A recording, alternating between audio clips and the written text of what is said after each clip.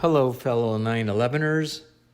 Here's a little audio story on my 1984 Porsche Carrera Coupe. After having the experience of a 996 Cabriolet, I grew not to love it as much as I did when I first bought it, so I sold it. The interior really bothered me most of all. It took me a while to find this one via the usual Bring a Trailer Facebook Marketplace searches, but eventually I stumbled onto this one via a friend who sent me the link posted on ElfSpot. It was sold through Frazier Cars in Tennessee, and I reached out to them, came to an agreement, had a PPI, and then had it shipped to my location. This was my first air-cooled Porsche and my first classic car in a while, although I've had many throughout my life. I immediately began to examine every detail of the car, not only to familiarize myself with the condition of the car, but also to learn how the car was made and what condition it was in, particularly with regards to rust. Even though the previous owner was a double Grammy-winning country music star, this car's stereo was absolute crap. The Alpine radio in the car was beautiful, but was not in perfect working order. When the speakers were removed from the doors and the rear deck, they were absolutely rotted and were completely unusable.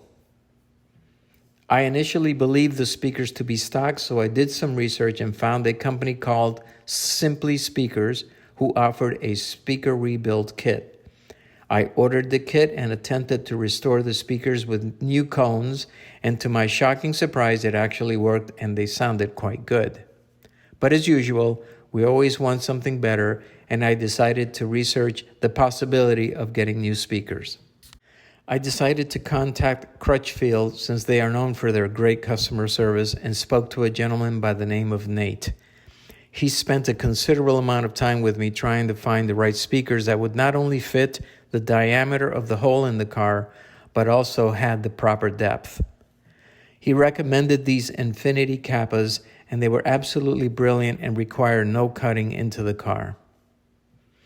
When I first got them, I immediately replaced the stock speakers that I had repaired and tested them with the stock Alpine head unit. It sounded good, but again, I wanted something better. During the time I spent getting to know the car and its history, I learned that a proper and better head unit would be one made by Blaupunkt, and specifically the Bremen SQR45. My initial plan was to install everything myself, but I decided to take it to a professional because I wanted the wiring to be extremely clean and I wanted everything to be tested properly. So the next task was to find an installer. So I went to ask my friend Alvaro at Zweck for a recommendation, and he suggested I go talk to Phil at Cartronics. Luckily, they were just a few blocks away, so I drove over and immediately got attended to by Phil. He took a look at the car and reviewed what I wanted, which initially was simply replacing the Alpine head unit to the Blaupunkt unit. I made an appointment and came back a few days later, and they allowed me to wait while they did the work. The first task was removing all of the old equipment. We began with the power amp for the rear, which was located under the passenger seat, then moved on to the power amp for the front speakers, which were screwed onto the footboard of the passenger area. We then removed the equalizer that was inside the glove compartment, and then finished it off by removing the head unit from the dashboard. I had originally requested that they do all new speaker wire in the car, but they suggested I keep the original wire, which was all copper and was better quality. They did test all of the wires to make sure the positive and negatives were properly grounded and wired. When they began installing the new head unit, I inquired about how to improve the sound on the system.